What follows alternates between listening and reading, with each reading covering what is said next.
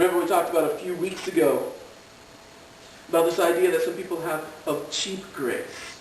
The idea that you can have all the good things without any expectations.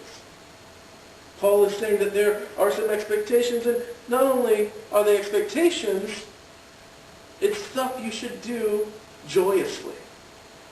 Stuff that you should do with joy in your heart. Make my joy complete. Paul enjoys his people in Philippi. He cares for them. He talks about how he joyously celebrates everything that he's heard them doing. But he says, take the next step. Move along in this faith journey that you're on. As we anticipate the birth of Jesus Christ and we live out ministry that is incarnational, that is seen in our everyday, make my joy complete by being like-minded, having the same love, being one in spirit and purpose. We are a body. We are a body, and we need to operate like one. We are a body, and we need to operate like one. There's one illustration from experiencing God that talks about this pretty plainly, this idea of the body working together. The eye says, let's walk down these train tracks. I don't see anything coming. And so they walk along the train tracks, and the ear tells the eye, I think I hear a whistle blowing. Maybe we should get off the tracks. And the eye says, no, I don't see it, so it must not be there. And they continue walking along, and the feet say, I can feel the train coming. Maybe we should get off the railroad tracks. The eye says, I can't see it. Let's just keep going. The eye can't see, but the ears could hear, the feet could feel, and pretty soon the whole body would feel that they didn't get off the railroad tracks. Be one in spirit and purpose. Make my joy complete by being in unity. Remember this first love, this gospel that was preached to you. Remember this. Remember this and be in unity with one another. Paul talks very plainly in Galatians about other gospels that were being preached and not to abide by those, but to remember that true gospel that was preached. And he would be continuing to say this to those who are in Philippi. Be united. Don't be bickering with one another.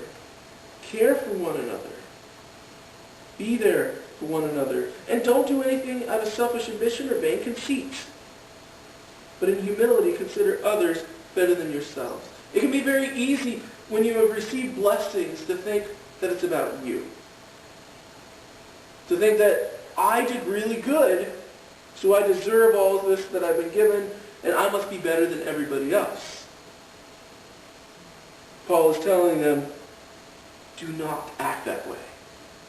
Do not act conceited. Do not act arrogant. Do not act that way. Do not act that way like you deserve more than the other people, that you deserve to be up on the top. Each of you serve a purpose. Each of you serve a purpose in the body. And what Paul is saying is that you need to lay aside your desires. Incarnational ministry is humble. Incarnational ministry is humble. Do not look just to what builds you up. Do not look just to what pushes you along, but consider how this can help other people. What you can do to help other people. That is part of our stewardship.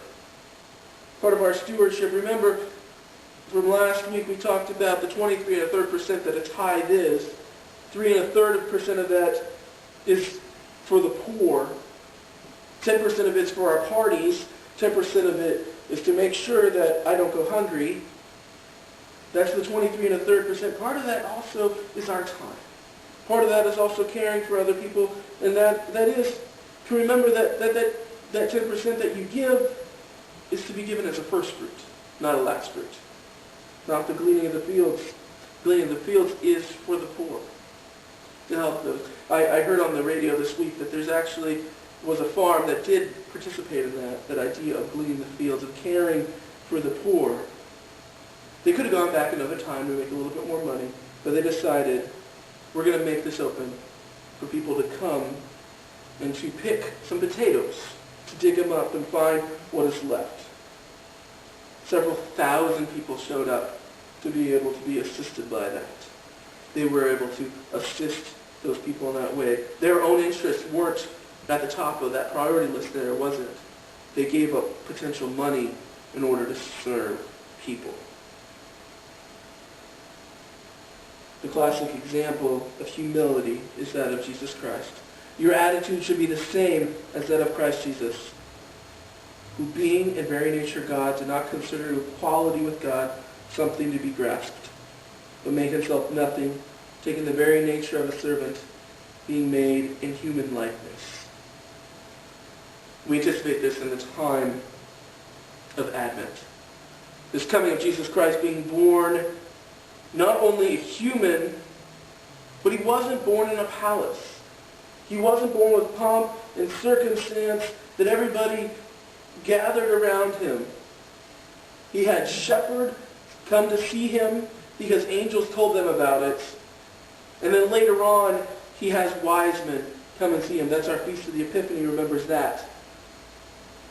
The visitation of the wise men later on coming from afar. But he wasn't born into pomp and circumstance, and he didn't live based on his godhood. He lived in his manhood. He lived incarnationally. He lived as a very human being. He humbled himself. He humbled himself so that he would be fully man. Not part man, not part God, but fully man and fully God. His very nature is that of fully man and fully God. Remember last week we talked about the problem that the Corinthians had, the Greeks had, thinking that body was bad and only spirit was good. And so to have a God who was fully man couldn't be possible.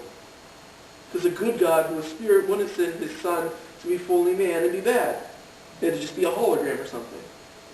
But he came and he humbled himself by being made a human in order to help each and every one of us. In order to be there for each and every one of us and to be able to take upon him the sin that we couldn't take upon ourselves.